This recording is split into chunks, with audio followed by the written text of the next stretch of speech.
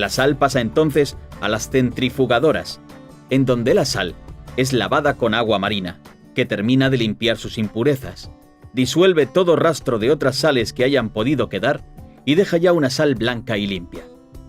Una vez lavada, mediante otras cintas transportadoras, la sal se deposita en las garberas, estas grandes montañas de sal que caracterizan el paisaje de las salinas. La forma de las garberas facilita su almacenaje y hace que la sal esté más protegida ante las inclemencias del tiempo, ya que el agua de la lluvia se desliza por las paredes de estas pirámides de sal sin permanecer estancada ni permitir su disolución. Seguidamente, la sal de las garberas, que está en granos o pedazos de muy diferentes tamaños, se muele en unos rodillos para conseguir el tamaño adecuado para su uso final. Tras la moltura, que es así como se llama el proceso de molido, se prepara la sal para los diferentes usos que va a tener. Curioso y de una peculiar belleza es ver este proceso de cristalización de la sal plasmado artísticamente por artesanos torrevejenses en los conocidos barcos de sal. Maquetas de antiguos barcos salineros hechos de algodón que se introducen en la laguna, adhiriéndose la sal a ellos y propiciando bellas formas de cristalización sobre el algodón.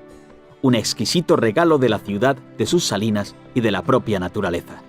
Pero en el agua marina no solo hay cloruro sódico, también existen en diferentes porcentajes otros minerales como el sulfato cálcico, conocido más familiarmente como yeso, sales magnésicas, sales cálcicas o bromo. Por ello, la sal marina tiene tantas funciones beneficiosas para el organismo que no poseen otras sales.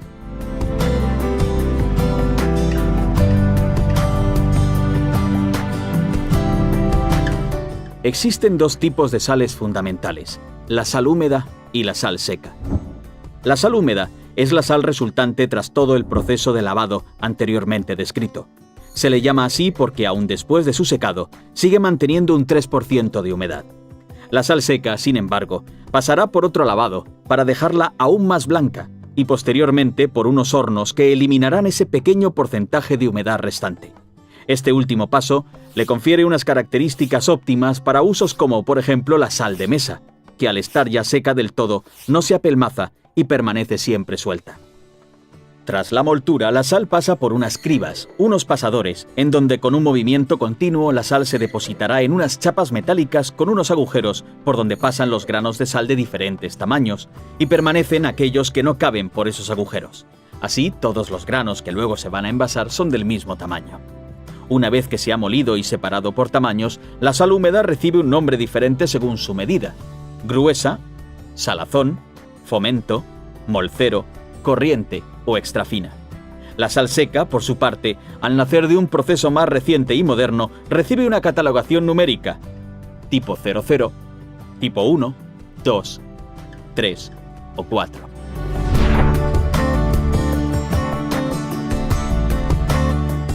El proceso de cristalización de la sal comienza a principios de junio, con el calor, y termina en octubre, cuando el invierno comienza a hacer mella en las salinas, llenándolas de agua de lluvia y provocando que la cristalización cese.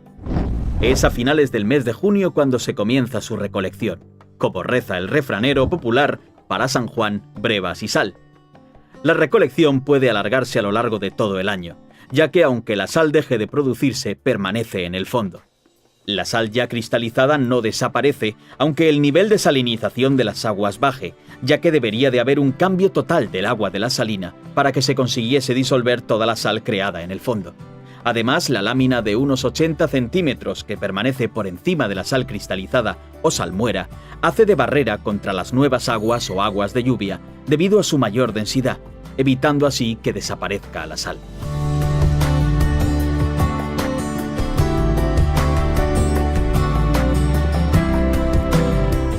Antiguamente, mediante el proceso natural descrito, la producción de sal de las salinas era de 300.000 toneladas al año.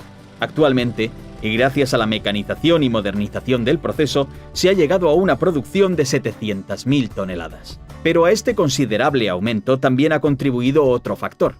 A partir de 1970, se comenzó a extraer y a transportar sal del diapiro de pinoso, Un diapiro son concentraciones de sal subterráneas provenientes de mares interiores de la época terciaria de hace más de 200 millones de años, que se evaporaron y dejaron cantidades ingentes de sal. Esta sal, a lo largo de los años, fue cubriéndose de sedimentos y quedando enterrada. La sal, cuando es sometida a una gran presión, se fluidifica, es decir, se convierte en algo similar a la pasta de dientes, y comienza un ascenso desde las profundidades de la Tierra en busca de una salida al exterior. En esta subida, al dejar de tener sobre ella tanta presión, vuelve a solidificarse, creando los denominados domos salinos, que suelen tener forma de hongos. Precisamente uno de estos domos es el que existe en Pinoso. De él, mediante unos pozos, se extrae sal y se lleva por una tubería de 53 kilómetros a la laguna de Torrevieja. Este proceso mitiga la antigua dependencia a las condiciones climáticas a la que se veían sometidos los productores de sal, ya que en temporadas de grandes lluvias o fríos intensos, la producción de sal caía en picado, al no darse el proceso de evaporación o la concentración de sal óptima.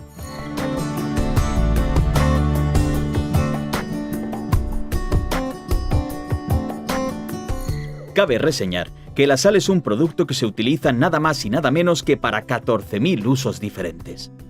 Aunque el más conocido sea el alimentario, paradójicamente es su destino menos habitual. Procesos como la creación de vidrio, la fabricación de PVC, la industria textil, la industria química y farmacéutica son usos mucho más habituales. La mayor consumidora de sal es la industria química, que adquiere más de la mitad de la producción de la sal. Otra gran parte de esta sal, en su mayor parte la húmeda, va destinada a su uso para asegurar el firme y evitar que personas y vehículos resbalen en el hielo en países desarrollados del norte de Europa. El proceso de descalcificación de aguas es uno de los consumos más incipientes e importantes actualmente. Y como otros usos menos importantes, nombrar la industria alimentaria no directa, es decir, de conservas y productos destinados al campo, a los piensos animales o a la producción de alimentos prefabricados. La sal de cocina o alimentaria es, como decíamos, el que menos acapara, aunque es la sal que sin duda debe ir más sometida a controles, tanto sanitarios como de embalaje, transporte y demás.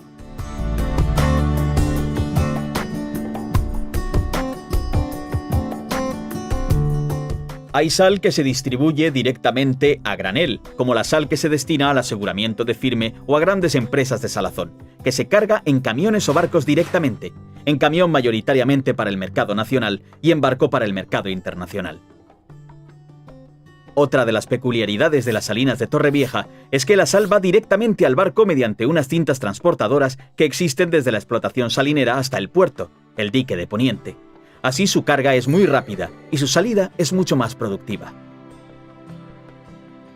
La sal también se envasa en sacos de 25 kilos y en grandes sacas de 1.000 o 1.500 kilos, dependiendo del uso final al que se quiera destinar.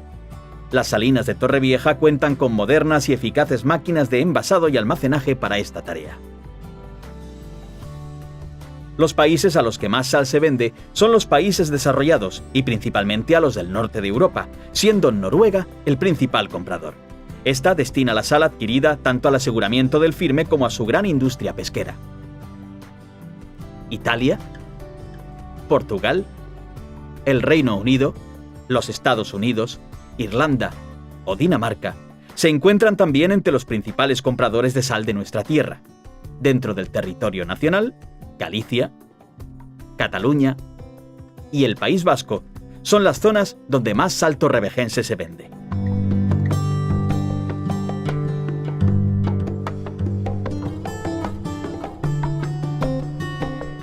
Torrevieja. Encantos por descubrir.